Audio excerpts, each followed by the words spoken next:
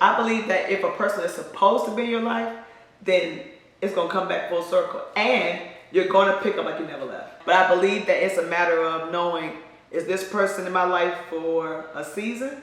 Or was this person meant to be in my life for a lifetime? Welcome to another episode of Come and Have a Seat at the Table.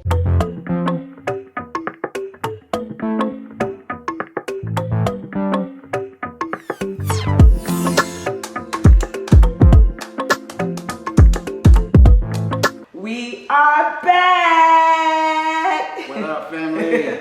Hey guys, welcome to another episode of Come Have a Seat at the Table with me, Siobhan Smith and Cheyenne Smith. Woo, woo, woo, woo. And we are so happy that you guys have tuned in on today. How you all liking these episodes? What you all think about last week? Hopefully you got some good nuggets. Yeah, I think they did. But The I want to feedback's talk been about great. I see she got this hat on. Oh. I know she was talking about these braids last episode. She still haven't got them yet. Because I'm trying to hold out until my birthday. Yeah, she got a birthday coming, y'all. September 15th. Woo, woo, woo. And I want it fresh Yeah. and pretty. Okay. So we're going to try to go out as long as we One can. more week. So yeah, thank God for hats. So how you doing, baby? We are doing fantastic. We're just excited again, just to be back again, just to share with our fans. I said, how you doing? I just said excited to be back again Oh, to share with our fans. I want to know how you personally doing, baby. You was talking for us, both of us. I want to know how you doing. I'm doing good. We are excited to be back with our I see how friends she and our is, man. family. That girl, she's such a baby. I am. He babies me. Somebody said on one of our pictures that I become such a little girl when I'm around you, and it's the truth. Yeah. And then somebody says he just kisses all over you. Is that true? Yeah, I do, don't I? And I love it. I love it. Like, you're very much in my face, very much touchy-feely.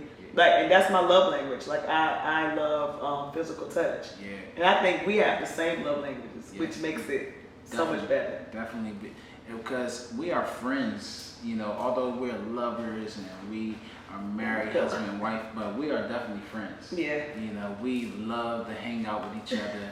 You know, sometimes we be doing our own different things throughout the day, and we like, hey, where you at? Hey, let's just meet for lunch real quick. Yeah. You know, let's bust it up. We laugh, we joke, we kick it. You know, we just love to have fun with each other. We do. It's like, and when we're not together, you know, we feel it. It's like, man, I miss my roadie. I miss my friend. It could be sometimes I'll be, you know, away on my trips, and when I'm not doing my business, like on my downtime, it's like, dang, you know, I miss my baby, because, you know, me and her hanging out, we doing, you know, whatever we doing together, and I'm like, dang, I ain't got her with me. And I'll call and say, dang, babe, I really miss you, girl. Mm-hmm. And then there's sometimes I'll be like, babe, you miss me? And he'll be like, this joker don't answer the question. And I say, babe, you miss me? He said, girl, you just got out the car and went to the store and came back. I said, that means you didn't miss me, huh? One thing he not gonna do is lie. He will smile. He will act like he heard the question. Oh, I think the kids coming home. What up, y'all? Hey. Kids just walked in from a long day. Yes, how's school? Good. Good. They leave out at 6 Early. a.m. And they get back at midnight. They at school all day long. Yeah, you know, our son, he plays basketball, and our daughter, she's a basketball manager, so she Yeah. rocks out with her brother. So they be there about 12, 13 hours do. a day. They do. Thank God for covering and protecting our babies. Yeah. And I'm so glad, one thing I am glad about this year, I don't have to drive. I know. Yes. Our baby girl is driving. Yep. Yesterday, her little license just came in the mail, and she just smiled when she came in the house. I just wanted to go somewhere and just cry in the corner. She graduated. What am I going to do? Yeah. We got to graduate this year, y'all. We had one like every other year as a graduate, so we got one this year. Yeah. And 2 years from there, it'll be the last one. And then what we going to be doing? We're going to be doing what we do. We going to be doing what we do. We was waiting for y'all. We thought y'all was going to come down here and be a part of the podcast with us. They not trying to come on this thing. She's sounding crazy. What were we saying? We was talking about friendship. So Yes. Oh, that's good. We're friends. We talked about how I was just telling them how you don't tell lies. Yeah. Sometimes you really don't be missing me. Because I'll miss you for 5 minutes. Yeah, she will, y'all. You know. Like she just said, we just was out today, had the day out, went to eat, and then went to the movies. And so while we was waiting for the movie, she said, let's stop in a little store. So I sat in the car. She went in. They was in there for about 10 minutes. She came out and said, you miss me? I just said, 10 minutes. No, I did not miss you. Funny. Yeah. So that's good. Let's talk. We're talking about friends today. Yeah. I like that. Okay. I just want to deal with like friendship, and that friendship could go all different ways across the board. You know, sometimes, you know, when you grow up in your area, wherever you're born at, of course, you know, have your neighborhood friends. And Rep your city. Where you from, boy? you already know Philadelphia, y'all. And I'm from West VA, 2 up, 2 down. So I gotta say West Philly because Philly's a big part. But That's yeah, where Will Smith was from. Will Smith, he In live West right around the corner Philadelphia. from me. Shut Right around the up. corner, him and Jazzy Jeff. I see the swag. There's a West Philly type swag on y'all. I see it. Okay. Yeah, for sure. So, you know, when you're growing up, you know, you have your neighborhood friends and those you go to school with from elementary, then you go to junior high, then high school, and you kind of build these relationships, you know, that you have. And sometimes relationships can go up and down, you know. It's the truth. You have these long relationships that you have, and then you have some that you think gonna be long, and then they be short. And I can look at personally with me, I have 2 friends that, and I call them my bros, but we've been friends for over 40 years. So one, since I was in kindergarten, since we was 5 years old, lived right across the street from each other. Me and Abdul, me and him been friends since 5 years old. And, you know, we lost times during our times where both of us been incarcerated. You know, I was incarcerated, and we was incarcerated at one time, at the same time. And then both came home a day of each other. And then back was out, and then, you know, my friend went away for a long time, about 18 years. And he came back home, and it was just like we Y'all was together picked right yesterday. up. And y'all, it's the truth. I first of all, I think it speaks so much of a person's character when you can trace back their friendships to their adolescent years. You know, he's been friends with the same person for 40 years. It shows, to me, it shows a person's loyalty. It shows their ability to be consistent, dedicated, disciplined. It shows their soberness. It's so many things I gathered from a person that is able to hold long friendships. Mm-hmm. It tells me a lot about you. You know, where I can trace back, you know, do you have any childhood friends? You know, do you have any friends that you've had longer than 5 years, 10 years? Because if you can hold on to friendships, you're a person that I believe is trustworthy. Yeah. And they say you're only gonna have those type of friends. Maybe if you're lucky, 3 throughout your lifetime that you're gonna have those type of friends. And I'm lucky enough to have 2. My other one is Ken, and me and him. I call him Red Cup. Yeah, been with him since I was 11 years old. And man, them 2 are still ride or die. They done been here to Texas. They ride with you. Came down, you know, not even just loving me, but they love my wife and the family. You know, they came down last year for her birthday. Like, They all right, did. we coming. They did. You know? And these are Philly. They say bull. So he call them his street bulls. Yeah. You know. So these is guys that rock out. They rocked out with him when he was in the streets. Yeah. And when he said yes to the Lord and submitted his life to the Lord, they still rocking with him. Yeah. One, Abdul, he is devout Muslim. How you say, Muslim or Muslim? Muslim. Mm-hmm. And he said, now, everything good. I'm not going to church with y'all on Sunday. Yeah. And he meant he wasn't He was going part to of church. all the activities we had. Oh, going the on. whole festivities. Then we said Sunday morning, everybody going to church. He said, now, when y'all get back, I'll be here. He said, but I'm not going to church. And he stood on his beliefs, his convictions, but that's his boy. Yeah, that's my right. You know, and then you got Red Cup. I ain't going to tell y'all why I call him Red Cup, but his nickname is Red Cup. In my phone, I got Red Cup. And he the same, you know, they when they get together, it's like they never left each other. Yeah. And I sit and I watch it, and it just brings tears to my eyes. You know, when I wanted to surprise my husband, they were the first 2 that I text, like, yo, I want to do something for Shy, and I want you all in Texas. They're like, oh, we there. Yeah. Say less. We're going to be there. Yeah. And, you know, whatever they can do to be here, like he said, to support him, and then they come for me, you know, and it's amazing. And so how have you been able to hold on to those friendships for so long? Because people don't do that. They don't. And again, it doesn't just speak for me, but for them as well. Right. You know, those two, man, like I said, they're my ride guys. It don't matter. We can go. We all have been in different places at different times throughout our life. You know, me and my boy Ken. You know, he had lived in Florida for a time, left Philly, went to Florida.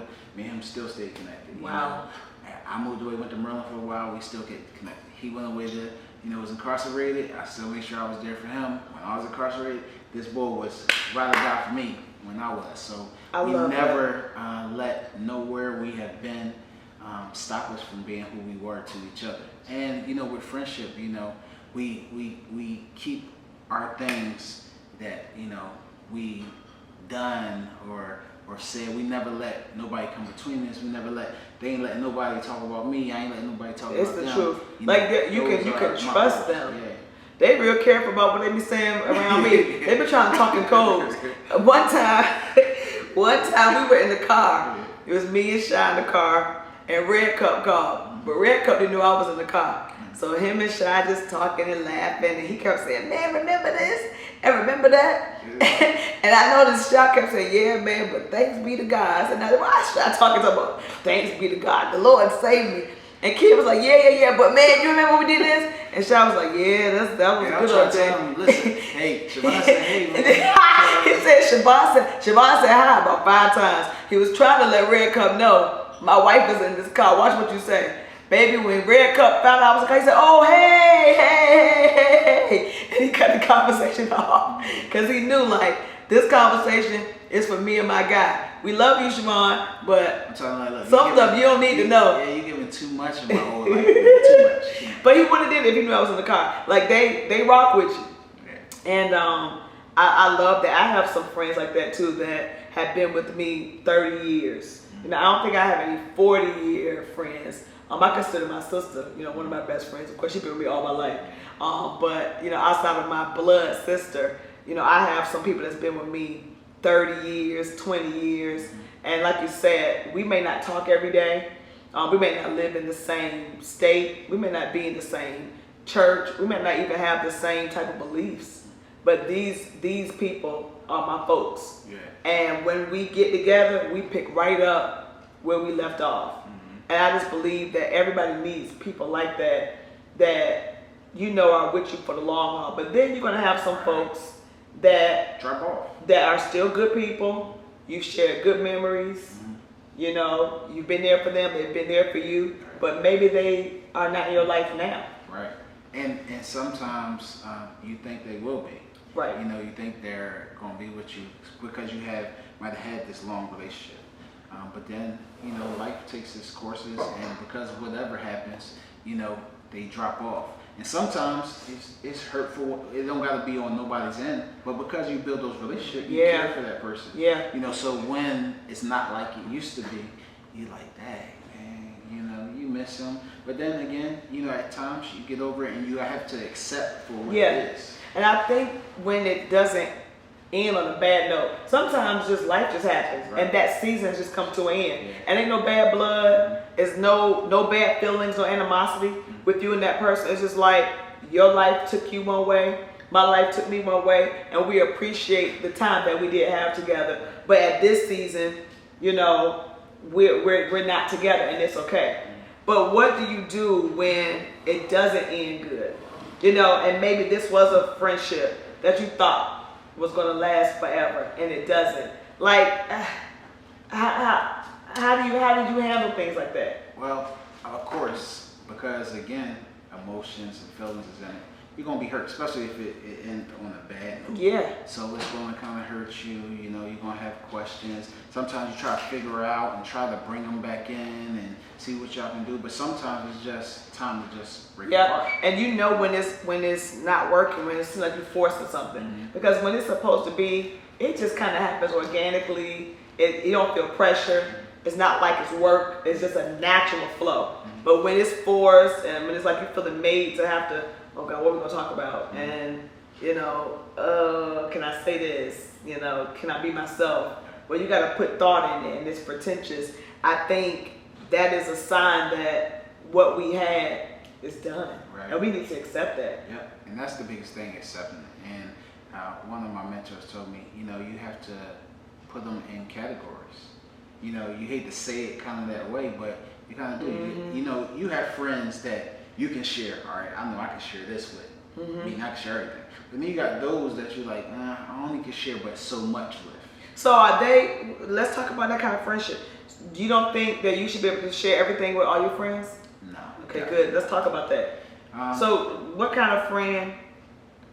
I don't know if we can put a name on them. So, You can't put what's a the name on friend? What's the type of friend? Is it the amount of years you've been with So, them? I Is it think their personalities it that doesn't have to qualify? be years. I think pretty much it has to be, you know, trust. It has to be confident in that person, and they have to, you know, show themselves Prove. that they're worth. Mhm. You know that they're, you know. So over That they're time, trustworthy. you know, you may share something, and you know, like, all right, they was able to, you know, They keep held that, it. and you know, they didn't. And when we get in a little disagreement, they didn't come out and Good. you know, because you mad at me, you ain't go over here and say, you know, shy this. Mhm, You know. mhm. So I think over time, proof will show itself. That's so You good. know, so you're able to say, hey, all right, this won't work. Because now you have those that you have those long relationships with, and they may drop off, but then life goes on, and new friends come along in your life later in your life. And So you sometimes- believe that you can build friendships with somebody that may come into your life new? Yes. So you're not the person that says no new friends. So now, there are very few times that does happen. Yeah, You know, and of course these days you gotta be careful with that. yeah. But I have had later in life where I had a great friend come along. Him and his wife, we both in transition and ministry wise, and we both ended up in the same church. And we met in a marriage couple class, Mhm. and it was like we met and just kind of conversed, but then we went away to a marriage retreat, and we actually met through another couple. So the other couple was friends with them, and they brought us along. And when we came along, it was just like, boom, we just connected. They was from North Carolina, my friend Jonathan and Shanny, and they just became like brothers and sisters. Instantly. I mean, And they didn't grow up. You didn't grow up with him. didn't grow up with them. You know, we was all grown. They had 3 children. I had, you know, at the time, 3 children, and we used to go on vacation together. We did a lot of stuff together. And you know, fortunately, you know, Jonathan, he passed on now, but that was my bro. Mhm. And we met in 2011, and of course he passed away in 2021. So we had a 10-year friendship, But it was seemed good. like it was longer than that. Yeah. I'm trying to think with my friendships, do I have new friendships that have lasted? And most of everybody in my life, and you pretty much know the ones that's closest to me, the majority of them, they're not new. You know, I think my experiences so far with those that may have come in my life new, you know, they didn't last. The new didn't last. You know, I'm not closed to new, but on my end, like you've had one experience with Jonathan, he was a new, but you ain't had many, right? He was the only one new Yeah, that new, came in. and it's like, this is my guy. I meet people all the time, and I'm open to building new relationships, you know, especially if you can build them with people that's in your same field. Mm-hmm. You know, I would love to have close girlfriends that do what I do. You know, outside of, you know, Fandria, she does what I do. Right. And that's one of my closest friends. Yeah, but that's one that's been a long But she's been around, time. but like a new person. Mhm. You know, I'm meeting some, but you know, it's too early to tell if it's going to be something that's going to last me. Like maybe 20 years from now, will I be able to say, and they became one of my close girlfriends. So you know, I deal with that, you know, being, you know, a preacher to myself, and I don't have too many, very few. I can't even really think of none preacher friends. I'm talking about true friends that I can, like, hey, come on, let's go hang out, or hey, like I do with my street boys. Like my homies all are street boys. They're not, and I know y'all keep saying, I say bull, but I'm just a Philly guy, so you're gonna hear that all the time, Bull and John. But you know, they are my street boys, and they my homies for life. You know, they know I love God. They respect me. They do. You know, and, you know, some I can get, Ken, he used to come to my anniversary services. This boy hang out all Saturday night and come in church with these black shades, but he gonna be there supporting. Right. And his red cup. I got ordained when I got installed as pastor. They was part of all that. You know what I mean? But he's my street boys. And so what do you think that is, though? Yeah. That your close friends are not church guys. Yeah. I think. But you ain't no church guy. So yeah. that's it. I was a street boy, but God saved me, and I love God. I think there's our answer. You're a street guy that love God, so you're attracting who you are. Yeah. You know what I'm saying? And I think they don't attach to me too much. I don't know. I think I might intimidate them. You think? I don't know. I think. You think you intimidate church guys? I don't know. I guess must be. I don't know what I think you're different from church guys. And if we give like a definition of a church guy, somebody that has grown up in church, right, and pretty much that's all they know. Right. So I think what happens is y'all don't have a lot in common. You went to church, but that's not all you experienced. Mm-hmm. You've experienced life. You've experienced what it means to be out in the street, what it means to be out here and learning how to survive, right? You've experienced what it meant to be unsaved at one point. You experienced being a drug dealer. You experienced being in jail. You've experienced being married young. You have a full life of experiences that a lot of strictly church boys have not experienced. A lot of church men are sheltered, and that's what they know. They just know church. So I think when it comes to trying to connect with you, most church guys want to talk about just preaching, especially if they preachers. They want to talk doc. And I don't have no problem with that. But that ain't all you want to talk about. Right. But some preachers, they get a kick out of that. They'll sit around the table and talk about what you're preaching, doc. And what you preach Sunday, doc. And what was the revelation, doc. And what this one say, doc. And they watching clips, and that's what they get a joy out of. You get with your guys, y'all talking about boxing. Y'all talking about the Eagles. Y'all talking about traveling. Y'all talking about whatever y'all talking about. Otubi and Buki and what they've been doing. So I just think you don't have a lot of church guy friends because the church guys that you come in contact with don't have balance.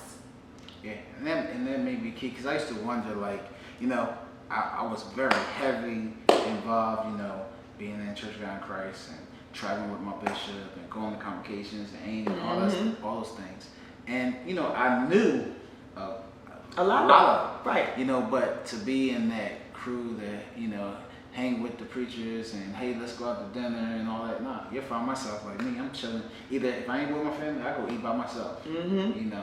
And I was okay with but that. But do you think you were uncomfortable doing that? Nah. Why didn't you do it? What, uncomfortable? Why wouldn't you go eat with them? If someone asked, I have, but it wasn't like, where some, every time we come to convention, all right, we get together, we know we get together. But I guess that just wasn't. You didn't have that. Okay. Yeah. Very few times I had. There was a couple I had. Hey, come on, let's go eat. And I had one out. But most of the time, you find me, if I'm not with my family or my bishop, I go eat by myself. And there's times where, and I guess because I'm the way I am, I'll be sitting at the table and they're like, hey, come on. And I'm like, nah, I'm cool. I eat by myself. Yeah. And that's what attracted me to you too. I love that you want all in the mix. I love that. Because I'm considered a church girl.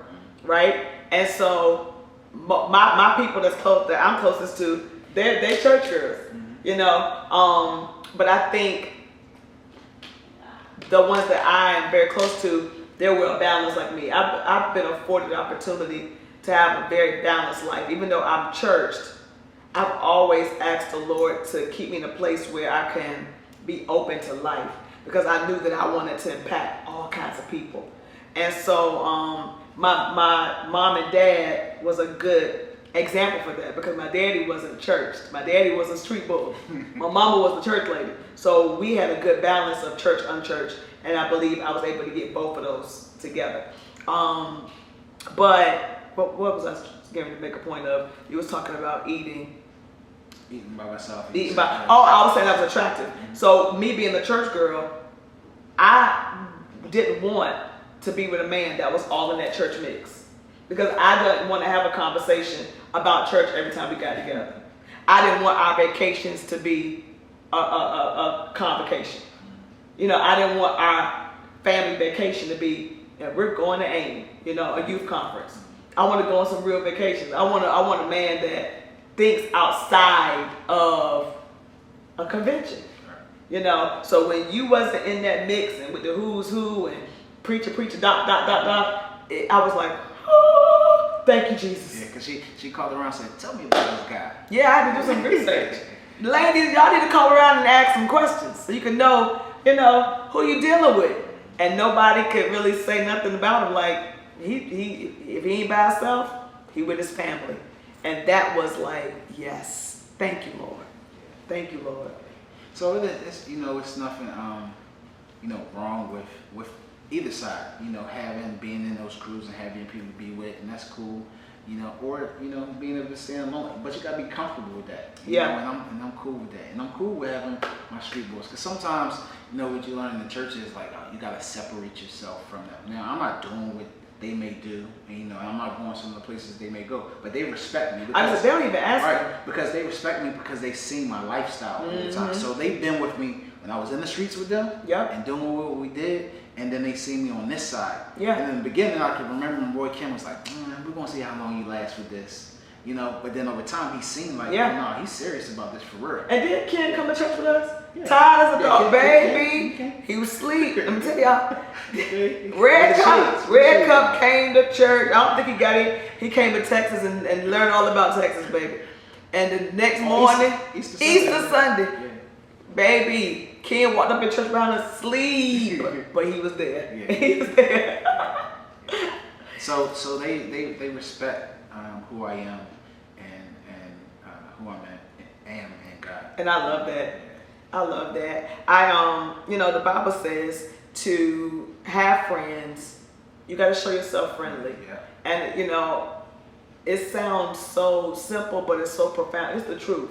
There's no way you'll be able to build friendships if you don't even make yourself available to get to know people, you know, and you know, ask questions. And I remember when we just moved to Texas, and Kaylin was new to the high school, and every day she would sit outside of the cafeteria and miss lunch because she didn't have any friends. And it would just break my heart, like, Lord, she's gonna have to develop the ability to go and make friends, even if that means being the initiator, you know, and not wait for somebody to come talk to you. You might have to be the person to say, hi, my name is Kaylin, I'm new to Texas, what's your name?